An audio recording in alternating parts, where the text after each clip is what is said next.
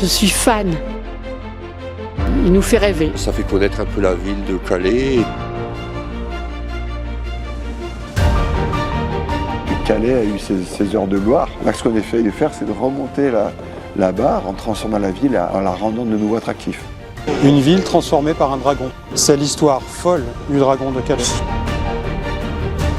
C'est une épopée qui a démarré en 2019 avec l'arrivée de cette grosse machine sur la digue de Calais. L'objectif, changer l'image de Calais grâce à un nouvel outil touristique. Un investissement colossal de 13 millions d'euros. Bien sûr, il y a des critiques.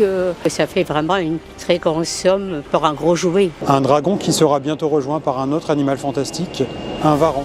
Mais alors, quel est le bilan touristique et économique du dragon? Que faut-il attendre de l'arrivée du varan à Calais? Et surtout, la ville de Calais a-t-elle effectivement changé? Dans ce premier épisode, le pari fou du dragon de Calais. Calais, avec 74 000 habitants, est la plus grande ville du Pas-de-Calais. Une ville tournée vers la mer, à une trentaine de kilomètres de l'Angleterre. Une géographie qui, depuis toujours, a façonné son histoire. Calais, c'est le premier port de voyageurs en Europe. C'est le tunnel sous la Manche, tout proche, à Coquelles, et c'est aussi une zone frontière, en proie aux soubresauts géopolitiques.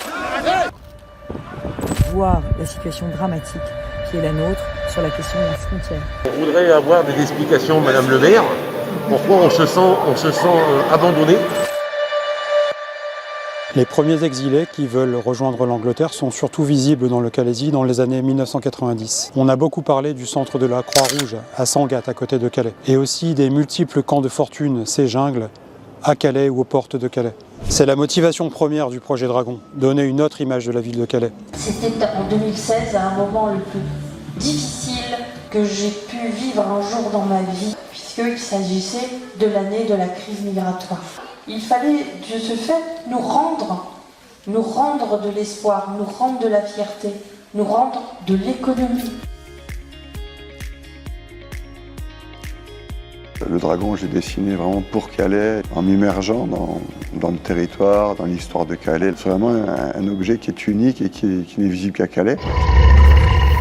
C'est une histoire écrite par François de la Rosière. Les dragons sont les gardiens des mondes, ils sont les garants de l'équilibre. Lors des travaux menés pour étendre le port de Calais, les ouvriers ont décelé la pierre sacrée qui, sous la mer, verrouille la porte du Nord.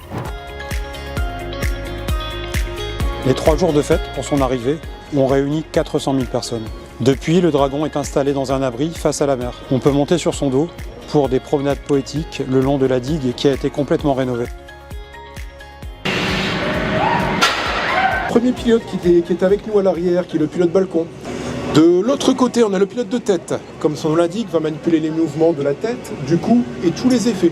Le chauffeur, c'est lui qui va faire avancer la bête, c'est lui qui va lancer tous les sons, les cris, les grognements que le dragon émet.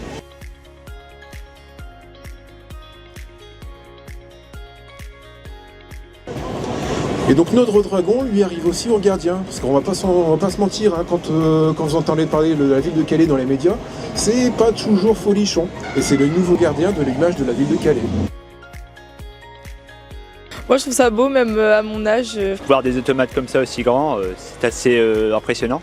Du coup on a fait pas mal de chemin en train pour venir ici. Et je regrette pas.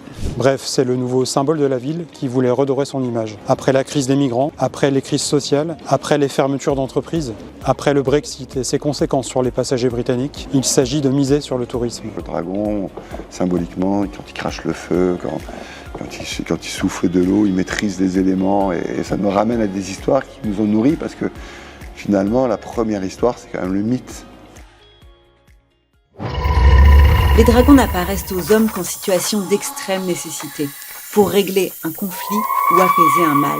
Ils sont naturellement bienveillants, mais peuvent aussi être sauvages et imprévisibles. Chaque rassemblement humain, chaque culture, c'est toujours rapporté au mythe et à la mythologie. C'était une manière de parler de l'homme, enfin, de ses faiblesses, de ses forces, de ses sentiments, et c'est ce qui faisait l'humanité finalement.